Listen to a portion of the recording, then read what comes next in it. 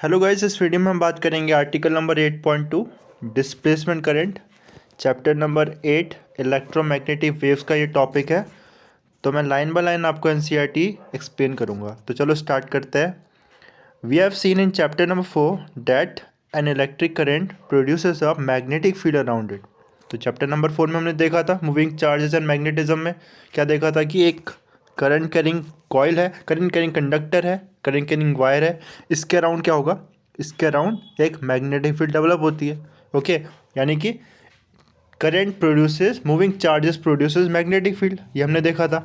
Okay, now Maxwell showed that for logical consistency a changing electric field must also produce a magnetic field। तो Maxwell ने क्या show किया, Maxwell ने ये prove किया कि चेंजिंग इलेक्ट्रिक फील्ड क्या करेगी, मैग्नेटिक फील्ड भी प्रोड्यूस करेगी। ठीक है, और this effect is of great importance because it explain the existence of radio waves, gamma rays, visible rays as well as other forms of electromagnetic wave.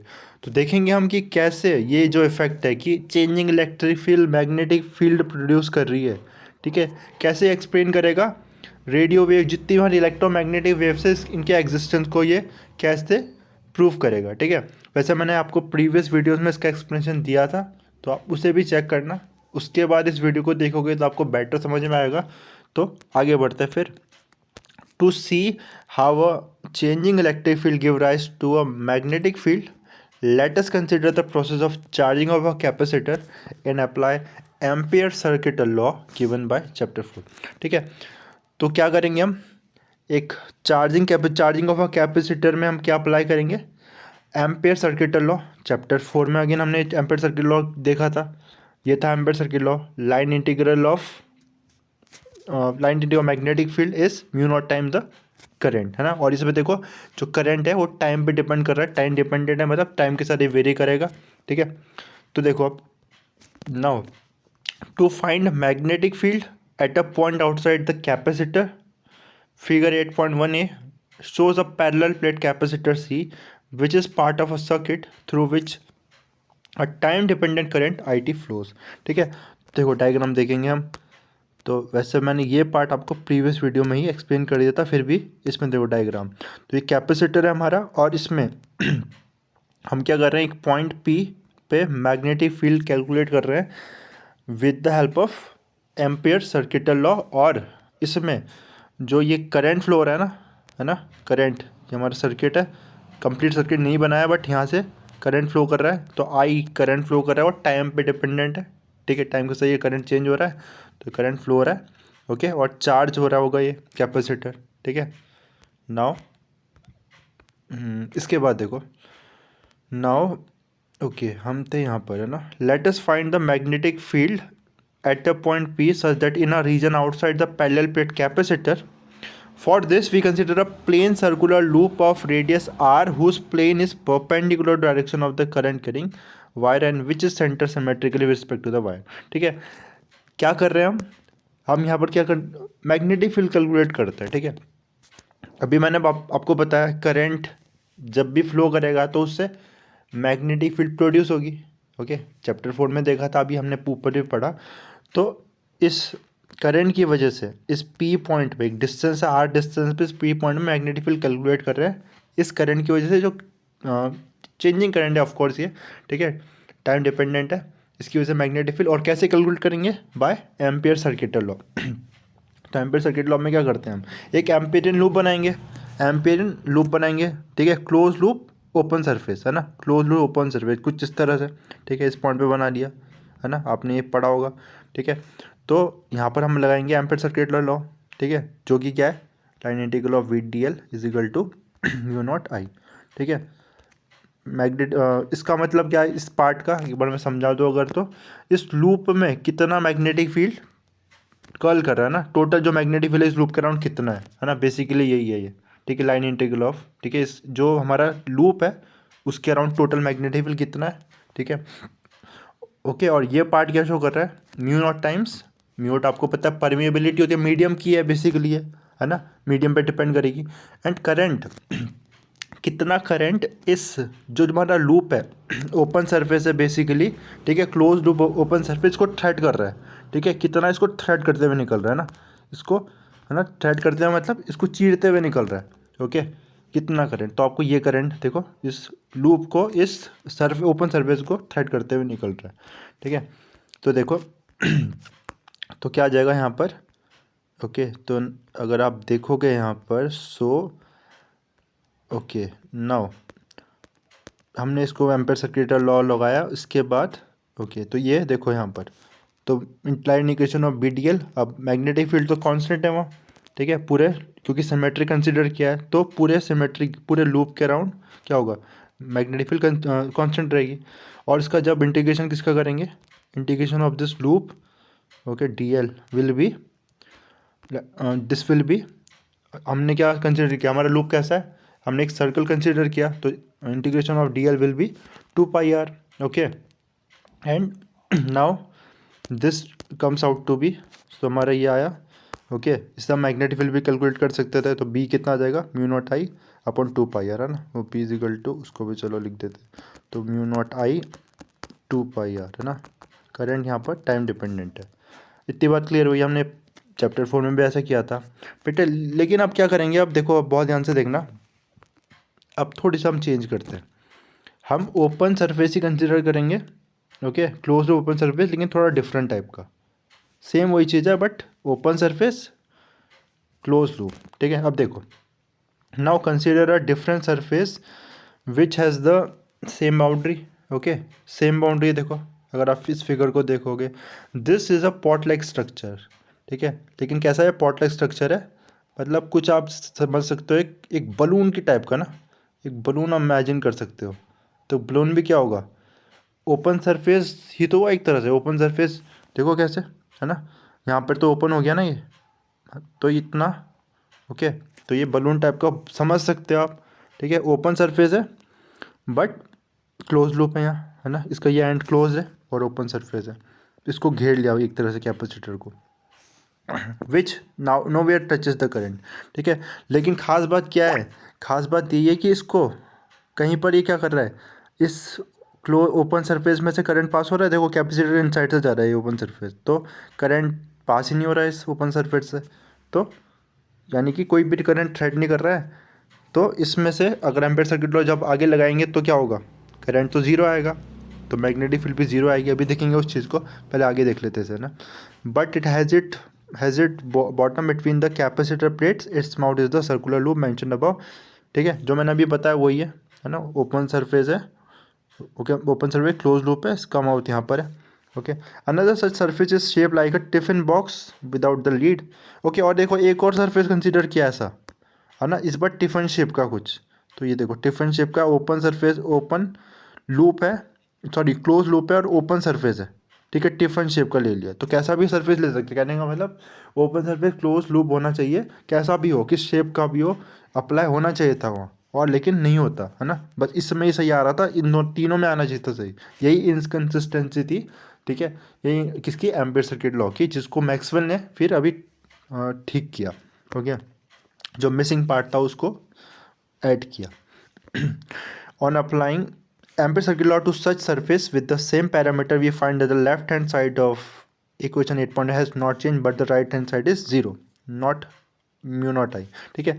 तो ये था ना B dot DL is equal to μ0I। अब current कितना thread कर रहा है second third case में, इसमें से करंट थ्रेड हो रहा है क्या, ये देखो सरफेस कहाँ है, ये रहा है ना, ये रही सरफेस, यहाँ लूप तो यहाँ है लेकिन सरफेस यहाँ पर है, ठीक है, ठीक है। इसको मैंने जैसे भी बताया भी था, आप 3D में कहीं इमेजिन करोगे ना, इमेजिन करोगे 3D में किसी और वीडियो में देखोगे, मैं आपको लिंक उसको सर्च करके लिंक में डिस्क्रिप्शन दे दूंगा, तो उसमें एक आइडिया लग जाएगा ना आपको कि 3D में क्या है एक्चुअली, क्योंकि 2D में ये विजिबल नहीं हो रहा है कि एग्जैक्टली ये कैसा है, ठीक है। तो आप उसको देख लोगे एक बार तो बिल्कुल क्लियर हो जाएगा आपको आइडिया कि क्या कहना चाह रहा है। बस आप अभी के लिए समझ लो कि जो करंट इसमें से कितना थ्रेड हो रहा है, कोई करंट थ्रेड नहीं हो रहा है, क्योंकि यहाँ देखो सरफेस यहाँ पर है, बीच में कैपेसिटर के बीच में कोई भी करंट थ्रेड नहीं हो रहा है, ठीक है। तो करंट थ्रेड नहीं हो रहा तो जीरो हो गया वो पार्ट, और जीरो हो गया तो मैग्नेटिक फील्ड कितना आया, जीरो आया। पी पॉइंट में अब ध्यान से सुनना, पी पॉइंट में मैग्नेटिक फील्ड कितना आया, जीरो आया, जबकि हमें पता मैग्नेटिक, और इस पॉइंट में अगर जब यहाँ पर अप्लाई किया तो मैग्नेटिक फील्ड आया था, और मैग्नेटिक फील्ड है भी इसकी वजह से, ठीक है। तो यानी कि कुछ तो मिसिंग है इस एम्पीयर सर्किट लॉ में कि मैग्नेटिक फील्ड यहाँ पर कितना आ रहा है, 0 आ रहा है ना। हमने पूरा पूरा ठीक अप्लाई किया एम्पीयर सर्किट लॉ जैसा कि ये मेंशन है, क्लोज लूप होने जो ओपन सरफेस, फिर भी सही नहीं आया, मैग्नेटिक फील्ड 0 आ रहा है, इनकन्सिस्टेंसी आ रही है ये। तो इसी को रिमूव किया मैक्सवेल ने, ठीक है।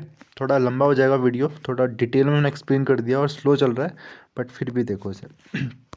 नाउ इसके बाद, so we have a contradiction calculated one way that there is a magnetic field at a point P, calculate another way the magnetic field is 0, है ना। तो वही कॉन्ट्राडिक्शन आ रहा है कि यहाँ पर तो मैग्नेटिक फील्ड है, यहाँ पर 0 आ रहा है। तो इसी, since the contradiction arise from our use of ampere circuit law, this law must be missing something. This missing term must be such that one gets the same magnetic field at point P, no matter what surface is used. ठीक है। और ये contradiction क्यों आ रहा है ampere circuit law use करके? तो यानी कि क्या है, एम्पीयर सर्किट लॉ में ही कोई चीज़ मिसिंग है जो हम मिस कर रहे हैं, ठीक है। तो सरफेस कैसा भी यूज़ करे, ओपन सरफेस, क्लोज लूप, लेकिन तो हर बार सही आना चाहिए, जबकि वो आ नहीं रहा, यानी कि कुछ मिसिंग है एम्पीयर सर्किट लॉ में, उसको देखते हैं। We can actually guess the missing term by looking carefully the figure 8.1 C, is there anything passing through the surface as between the plates of the capacitor. तो कुछ missing है क्या? तो आप ध्यान से देखोगे अगर, तो मिसिंग चीज़ क्या है, कैपेसिटर की दोनों चार्ज क्या है, पॉजिटिव चार्ज हो गया and there negative charge on the idle plates, so there is electric field. Electric field तो हम कैसे छोड़ दिया हमने, तो हमने क्या कंसिडर नहीं किया, इलेक्ट्रिक फील्ड कंसिडर नहीं किया। और इलेक्ट्रिक फील्ड कंसिडर नहीं किया, एक और चीज़ देखो, करंट क्या है, ठीक है। तो इलेक्ट्रिक फ्लक्स की बात करेंगे बेसिकली हम, तो इलेक्ट्रिक करंट कैसा था, टाइम डिपेंडेंट था, टाइम के साथ चेंज हो रहा था, और टाइम के साथ चेंज हो रहा है, तो यानी कि जो इलेक्ट्रिक फील्ड होगी वो भी टाइम डिपेंडेंट होगी, ओके। यानी कि जो फ्लक्स होगा वो टाइम के साथ चेंज हो रहा है, changing electric flux. So there is a changing electric flux here, time depending electric flux here, okay. इसको हमने मिस किया, इसको आप कंसिडर करेंगे, okay. Yes of course the electric field, if the plates of the capacitor have an area A and a total charge Q, the magnitude of electric field between the plates is Q by A epsilon naught, ठीक है। तो आपने देखा था, हमने chapter number 1 में देखा था इस चीज़ को, चैप्टर 1 में देखा था कि ये चैप्टर 2 में कि जो electric field between two plates, ठीक है, टू चार्ज प्लेट, कितना पॉजिटिव नेगेटिव, तो इलेक्ट्रिक फील्ड यहाँ पर कितना होता है, this is sigma upon epsilon naught, ठीक है। और सिग्मा क्या था, surface charge density, Q by A, है ना, जिसमें area, A is the area of the plates, है ना। इसको देखा था आपने चैप्टर 2 में, देखना उसको, मैं लिंक डिस्क्रिप्शन में दे दूंगा उस वीडियो का, तो वहाँ से समझ सकते हो उसको। तो इलेक्ट्रिक फील्ड कितना आ गया, Q by A epsilon naught, फिर Q is the charge on either of the plates, A is the area of the plates, and epsilon naught is the permittivity of the medium, ठीक है, of the free space. Now ये आ गया electric field, the field is perpendicular to the surface S, और जो field कैसी है, साफ साफ दिख रहा है, जो एस सरफेस है उसके परपेंडिकुलर है, ये सरफेस है इसके परपेंडिकुलर है, एस सरफेस दिख रहे हो आप। इसके बाद देखो, it has the same magnitude over the area A of the cap, the field is perpendicular surface S, it has the same magnitude of the area A of the capacitor plate and vanishes outside it, ठीक है।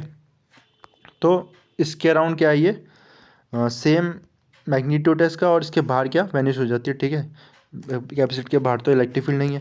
So what is the electric flux through the surface S, तो S के across कितना flux है, तो कैसे हम निकालेंगे फ्लक्स, आपको पता है फ्लक्स क्या होता है, flux is magnetic field times area, है ना। इलेक्ट्रिक फ्लक्स निकाल रहे हैं ना आप, मैग्नेटिक फील्ड नहीं, इलेक्ट्रिक फील्ड टाइम्स एरिया, और वेक्टर में देखा ई ए कॉस थीटा, है ना।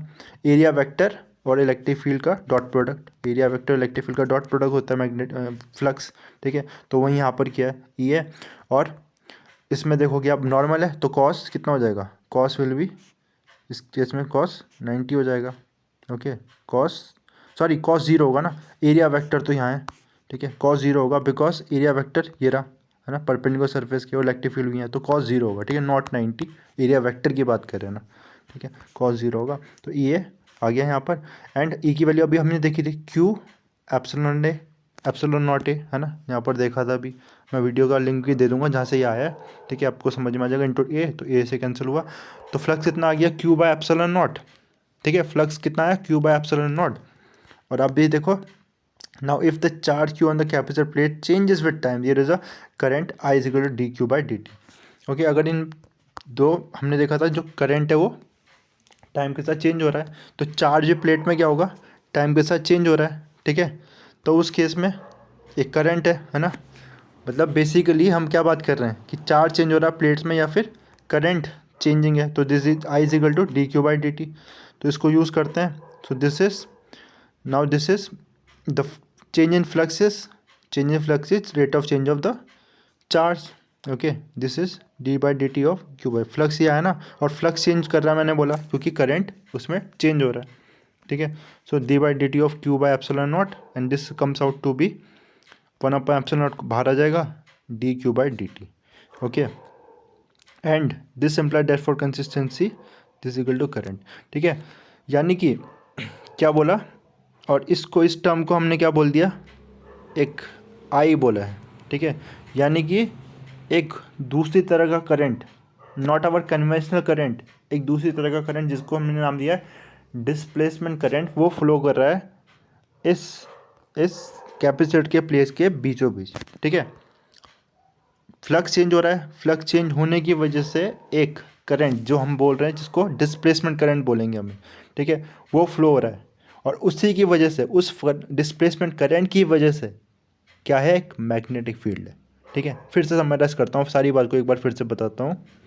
मैंने क्या बोला, कन्वेंशनल करंट तो यहाँ है नहीं, बिल्कुल सही बात है, यहाँ पर कन्वेंशनल करंट नहीं है कैपेसिटर के प्लेट के बीच में, लेकिन क्या है, डिस्प्लेसमेंट करंट है, और जिसको हमने कितना दिया है, epsilon naught D phi by D T, है ना। डिस्प्लेसमेंट करंट क्यों है, क्योंकि करंट में चेंज आ रहा है, चार्जेस चेंज, जो प्लेट के चार्जेस, कैपेसिटर के प्लेट में चार्जेस कंटिन्यूसली चेंज हो रहे हैं, ठीक है। And there is a change in current, and change in current, so there is a change in flux.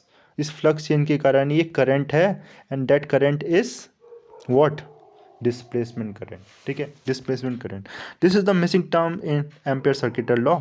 If we generalize this law by adding the total current carried by the conductor through the surface, another term which is epsilon naught time the rate of change of electric flux through the same surface, the total has the same value of current I for all surface, ठीक है। तो ये terms आ गई, हम ये term आ गई हमारे पास, जिसे डिस्प्लेसमेंट करने बोला, वो कितना है, epsilon naught the change of flux, ठीक है। If this is done there is no contradiction, तो यानी कि जो टोटल करंट होगा हमारा, वो क्या होगा, I C plus I D. Total current हमेशा क्या होगा, conduction current plus displacement current, ठीक है। अब देखो प्लेट के बीच में कंडक्शन करंट नहीं है, लेकिन वहाँ डिस्प्लेसमेंट करंट है, ठीक है। टोटल करंट वहाँ पर डिस्प्लेसमेंट करंट होगा, और जहाँ पर बाहर पर जहाँ पर हमारा करंट फ्लो हो रहा है वायर में, तो वहाँ पर कंडक्शन करंट है, डिस्प्लेसमेंट करंट नहीं है, टोटल करंट का सम होगा। ओके, और जिसको अगर इसको अप्लाई करते हैं तो इसने वो इनकंसिस्टेंसी को क्या कर दिया, ओवरकम कर दिया। तो यानी कि जो मैग्नेटिक फील्ड होगी वो किसकी वजह से होगी, जब हम इस सरफेस को ले रहे हैं अब, है ना, जो प्रॉब्लम आ रही थी, देखो इस सरफेस को ले रहे हैं तो मैग्नेटिक फील्ड होगी किस करंट की वजह से, डिस्प्लेसमेंट करंट की वजह से। डिस्प्लेसमेंट करंट की वजह से बिकॉज यहाँ पर चेंजिंग फ्लक्स है, चेंजिंग फ्लक्स की वजह से एक इलेक्ट्रिक एक करंट है, डिस्प्लेसमेंट करंट, जिसकी वजह से मैग्नेटिक फील्ड है। ओके, और देखो इसके बाद, सो नाउ इसके बाद जो हमारा पॉइंट था वो ये है। ओके, तो हमने इतना देखा, नाउ देखो। Okay, the current carried by conductors due to flow of charge conduction current, the current given by equation 8.4 is a new term and is due to changing electric field called displacement current, है ना। मैंने यही आपको समझा दिया अभी। Shows the electric and magnetic field inside the parallel plate capacitor discuss above. Okay, 8.2 को अभी देखेंगे उसको। The generalization made by Maxwell then is the following, the source of a magnetic field this is not just the conduction electric current due to flowing charges but also the time rate of change of electric field, ठीक है। तो यही मैंने अभी बताया, magnetic field का source क्या हो गया, बहुत इंपॉर्टेंट पॉइंट है। मैग्नेटिक फील्ड का सोर्स, कंडक्शन करंट तो चैप्टर 4 में देख लिया था, लेकिन हमने एक और चीज़ देखी अब, मैग्नेटिक फील्ड का सोर्स साथ ही साथ क्या है, डिस्प्लेसमेंट करंट भी है, यानी कि, और डिस्प्लेसमेंट करंट किस वजह से आया, चेंजिंग फ्लक्स के कारण आया, चेंजिंग इलेक्ट्रिक फ्लक्स के कारण, यानी कि चेंजिंग इलेक्ट्रिक फ्लक्स भी क्या करेगी, मैग्नेटिक फील्ड प्रोड्यूस करेगी, ठीक है। Now, more precisely, the total current I is the sum of the conduction current IC and the displacement current.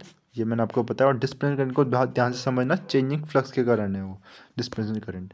In expressive term this mean that outside the capacitor plate we have only conduction current IC is equal to I and no displacement current ID is equal to 0. मैंने अभी आपको explain किया ये बात.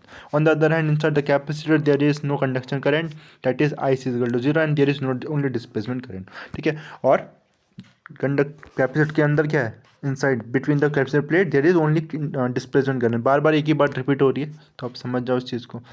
The generalize ampere circuit law has the same form with one difference: the total current passing through any surface of which the closed loop is the parameter is the sum of the conduction current and displacement current. तो जो हमारे ampere circuit law है उसमें क्या add हो गया term, ये displacement term वाला ऐड हो गया. ठीक है. तो देखो ampere modify ampere circuit law क्या हो जाएगा, integration of B dot D L is equal to mu naught I C plus, यहाँ आई सी आया देखो अब. ठीक है. उतना आई सी, हम पहले आई बोल रहे थे ना करंट, अब कंडक्शन करंट बोलेंगे. साथ ही साथ एक और टर्म म्यू नॉट, यहाँ पर डिस्प्लेसमेंट करंट मतलब epsilon naught D phi by D T. ठीक है. और इसको हम क्या बोलते हैं, अब इसमें एम्पीयर सर्किट और ना बोल के इसे बोलेंगे एम्पीयर मैक्सवेल लॉ.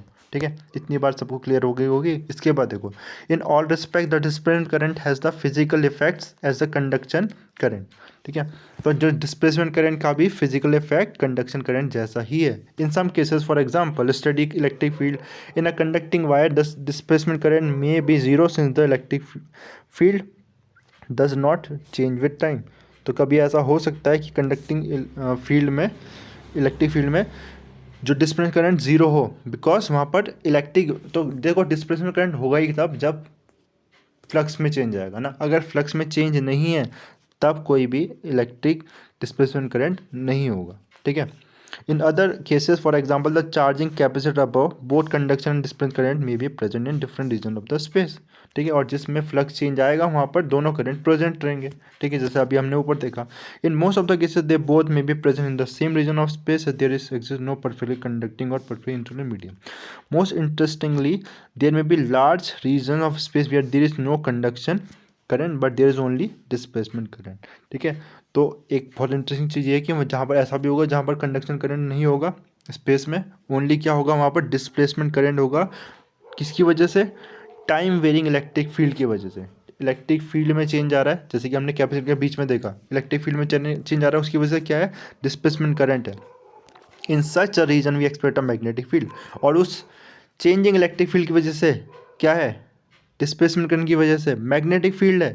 ठीक है. चेंजिंग इलेक्ट्रिक फील्ड क्या प्रोड्यूस कर रही है, मैग्नेटिक फील्ड प्रोड्यूस कर रही है. Though there is no current source nearby. और ये कितनी अमेजिंग बात है, कितनी इंटरेस्टिंग बात है, कोई भी सोर्स नहीं है करंट का, लेकिन फिर भी क्या हो रहा है, मैग्नेटिक फील्ड प्रोड्यूस हो रही है. किसकी वजह से, चेंजिंग इलेक्ट्रिक फील्ड की वजह से. तो हम किसकी तरफ बढ़ रहे हैं, देखो इलेक्ट्रोमैग्नेटिक वेव की तरफ बढ़ रहे हैं. चेंजिंग इलेक्ट्रिक फील्ड से मैग्नेटिक, चेंजिंग इलेक्ट्रिक फील्ड से मैग्नेटिक फील्ड प्रोड्यूस हो रही है. कोई भी सोर्स नहीं आसपास, फिर भी ऐसा हो रहा है स्पेस में. ठीक है. The prediction of such displacement current can be verified experimentally. ठीक है. एक्सपेरिमेंट वेरीफाई कर, हर्ट्स ने वेरीफाई किया था. For example magnetic field and between the plates of capacitor can be measured and is seen to be same as just the opposite of P. ठीक है. Now the displacement current has literally far reaching consequences. One thing we immediately notice that the law of electricity and magnetism are now more symmetrical. ठीक है. अब फिर से एक important line आ गई यहाँ. सिमेट्रिकल मतलब क्या है कि इलेक्ट्रिक और मैग्नेटिज्म सिमेट्रिकल है. इलेक्ट्रिसिटी से मैग्नेटिज्म, मैग्नेटिज्म से इलेक्ट्रिसिटी. क्या कहने का मतलब है अगली लाइन में समझ में आ जाएगा. तो देखो, Faraday law of induction state that there is a induced EMF equal to the rate of change of magnetic flux. ठीक है. तो मैग्नेटिक फ्लक्स में चेंज आता है, तो मैग्नेटिक फ्लक्स में चेंज आता है तो क्या प्रोड्यूस होता है, ईएमएफ प्रोड्यूस होता है. पढ़ा है ना हमने इसको फैराडे लॉ में. ठीक है. ये प्रोड्यूस होगा. अब हम बोल रहे हैं कि इलेक्ट्रिक फील्ड फ्लक्स में चेंज आएगा तो क्या प्रोड्यूस होगा, मैग्नेटिक फील्ड चेंज होगा. तो सिमेट्रिकल हो गया ना. इसके चेंज होने से इलेक्ट्रिक फील्ड में, फ्लक्स के चेंज होने से मैग्नेटिक फील्ड, मैग्नेटिक फ्लक्स के चेंज होने से इलेक्ट्रिक फील्ड. ठीक है. बात क्लियर हो गई. इलेक्ट्रोमैग्नेटिक वेव की तरफ बढ़ रहे हैं. पूरी बात को ध्यान से समझना. Now since the EMF between the points 1 and 2 is the work done per unit charge in taking from 1 to 2, the existence of EMF implies that the existence of electric field. EMF सबको पता है क्या EMF मतलब ही क्या होता है, कितना work करना पड़ेगा 1 to 2 में जाने में, 1 से लेकर 2 पॉइंट में यूनिट चार्ज को कितना ले जाने में जो वर्क डन करना पड़ेगा, वही क्या होगा, इलेक्ट्रिक EMF होगा। ठीक है, ये सभी को डेफिनेशन पता होगी। Okay, now the existence of EMF implies the existence of electric field. ठीक है, EMF है तो इलेक्ट्रिक फील्ड हो गया obviously. So we can refresh Faraday law of electromagnetic induction by saying that the magnetic field changing with time give rise to electric field. ठीक है, तो Faraday ने तो ये बोला ना कि चेंजिंग मैग्नेटिक फील्ड से, चेंजिंग मैग्नेटिक फ्लक्स से EMF प्रोड्यूस होता है, यानी कि हम बोल सकते हैं इलेक्ट्रिक फील्ड प्रोड्यूस होती है। Then the fact the electric field changing with time give rise to magnetic field is the symmetrical counterpart. इसका ऑपोजिट भी ट्रू। अब ये भी हमने देखा डिस्प्लेसमेंट करंट वाले कॉन्सेप्ट से, and is the consequence of the displacement current being a source of the magnetic field. ठीक है, ये भी हमने अभी अभी समझा। ठीक है, तो पूरी जो कहानी आपको अब समझ में आ रही होगी कि क्या चल रहा है यहाँ पर, है ना।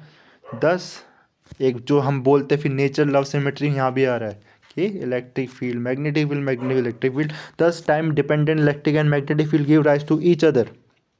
बहुत इंपॉर्टेंट है। ठीक है, बहुत ज़्यादा important. Time dependent changing electric field, changing electric field give rise to magnetic field, changing magnetic field give rise to electric field. ठीक है, electromagnetic field. Faraday law of electromagnetic induction and Ampere's Maxwell law gives a quantitative expression of this statement। ठीक है, इन दोनों से ही हमें पता चला इस बात का, ऊपर वाली बात का। With the current being the total current, one very important consequence of this symmetry is the existence of the electromagnetic waves। है ना, तो मैं इतनी देर से बार बार बीच में बोल रहा हूँ ना, इलेक्ट्रोमैग्नेटिक वेव्स इलेक्ट्रोमैग्नेटिक वेव्स, तो इलेक्ट्रिक फील्ड में चेंज आएगा तो मैग्नेटिक फील्ड, इलेक्ट्रिक फील्ड में चेंज आएगा तो मैग्नेटिक फील्ड, मैग्नेटिक फील्ड में चेंज आएगा तो इलेक्ट्रिक फील्ड, फिर से इलेक्ट्रिक फील्ड, है ना, और आसपास कोई सोर्स नहीं है ना, तो यही इलेक्ट्रोमैग्नेटिक वेव्स है। ठीक है, समझ में आ गया होगा बात। देखो अब ग्लासेज भी देख लेते हैं, फिर इसमें इतनी बड़ी वीडियो बन गई है तो मैक्सवेल इक्वेशन देख लेते हैं, अलग से वीडियो क्या बनाऊंगा इसकी। तो देखो, तो 4 इक्वेशन क्या है मैक्सवेल की, तो 4 इक्वेशन है। ओके, इसको देखते हैं एक सेकंड। तो 4 इक्वेशन हमारी है। ठीक है, जस्ट अ सेकंड, ये आ गई ना। तो 4 इक्वेशन हमारी, जस्ट अ सेकंड।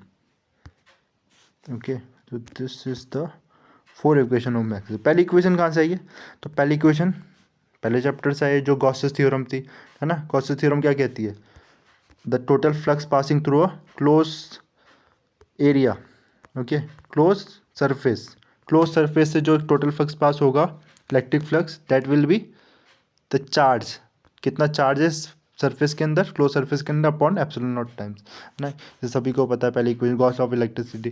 दूसरी क्या है, तो total flux passing through close surface is, total magnetic flux passing through Gauss close surface is zero, है ना।